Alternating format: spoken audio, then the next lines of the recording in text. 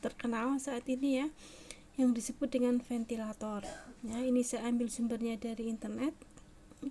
Jadi ini adalah mesin yang berfungsi untuk memberikan dukungan pernafasan bagi pasien yang mengalami kesulitan bernafas. Nah, gunanya apa sih? Nah, dia itu akan membantu atau menggantikan pekerjaan otot pasien dalam proses menghirup dan menghembuskan gas ke dan dari paru-paru.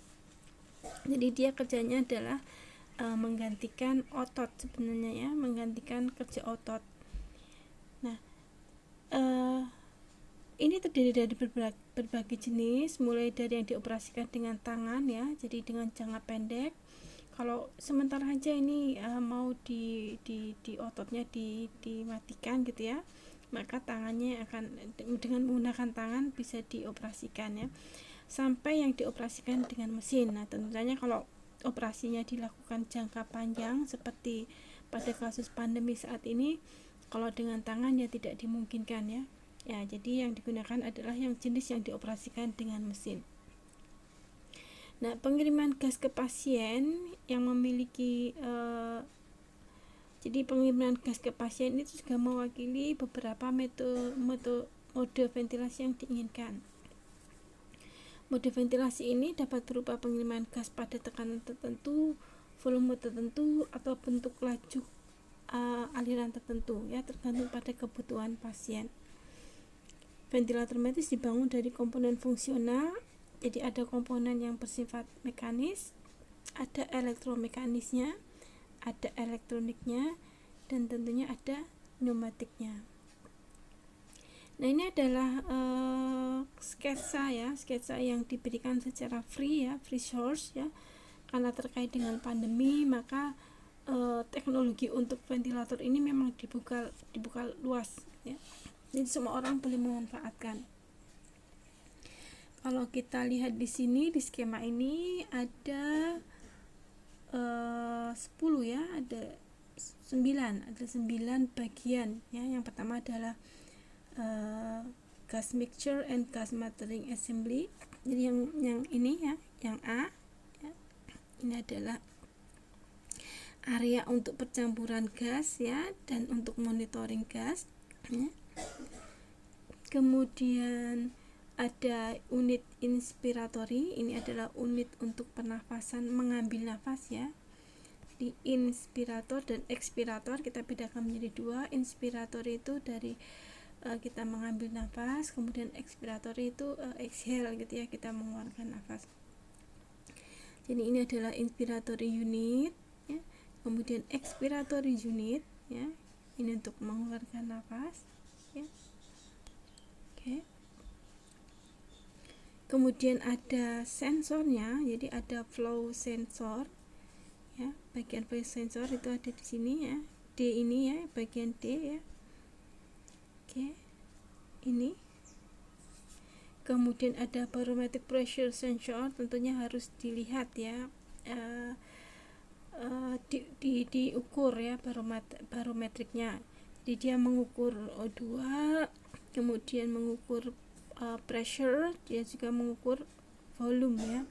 Jadi yang E di sini. Nah, ini yang kotak-kotak ini adalah barometric pressure sensor. Kemudian ada pressure measurement assembly, tentunya harus diukur juga tekanannya ya, tekanan. Jadi rangkaian untuk mengukur tekanan ya, yang F di sini. Oke. Dan kalibrasi tentunya perlu ya, di segala peralatan instrumentasi kalibrasi itu perlu. Kemudian ada sensor oksigen. Nah, di sini ada sensor oksigen, tentunya akan bekerja dengan barometric pressure yang mengukur O2 di sini ya. Oke. Dan kemudian ada medication nebulizer assembly. Nah, ini peralatan untuk nebulizer. Nebulizer ini adalah peralatan yang digunakan untuk memasukkan zat-zat tertentu ya, mungkin obat, mungkin zat-zat tertentu untuk keperluan medis, yang cara memasukkannya adalah bersamaan dengan udara masuk ke dalam tubuh ya, jadi melalui pernafasan. Oke. Nah, ini kalau dalam proses inspirasi, yaitu proses memasukkan gas, ini akan melibatkan A, B ya. Kemudian tentunya juga isobarik monitoring juga diperlukan ya. Oke. Jadi masukkan gas ke unit ventilator datang melalui lubang masuk udara 1. Nah, ini lubang masuk udara, ini maksudnya begitu ya, memahami gambarnya. Dan lubang masuk oksigen 2 ya. Oke, jadi ada udara dan ada memang khusus masukkan oksigen ya. Kemudian sepasang katup periksa satu arah, jadi ada ini yang memperlihatkan ya, ini katup yang satu arah, jadi hanya masuk saja, jadi gasnya dipastikan masuk ya, tidak keluar. Kemudian ada katup kontrol ya, untuk mengukur aliran R2 dan aliran udara ya. Oke, kemudian masuk ke dalam tangki untuk dicampurkan ya. Oke, nah kemudian ada lagi pengukuran gas campuran. Nah, ini ada dikontrol campurannya seberapa ya. Oke. Kemudian dalam unit inspirasi ya, ini B, ini adalah untuk unit inspirasi ya. Ada katup pengaman, ini nomor 9 katup pengaman, kemudian ada katup tambahan ya, untuk mengontrol aliran udara tambahan ya.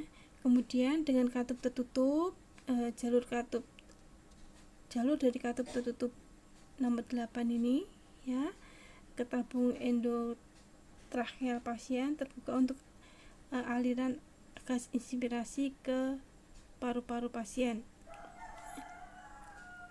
Oke, ini paru-parunya ya. Oke.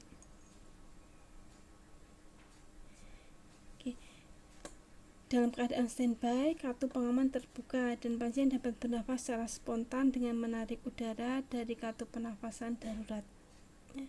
Katup ekspansi darurat nomor 10 menyediakan cadangan jika katup ekspirasi utama tersumbat. Nah, ini adalah proses inspirasi. Kemudian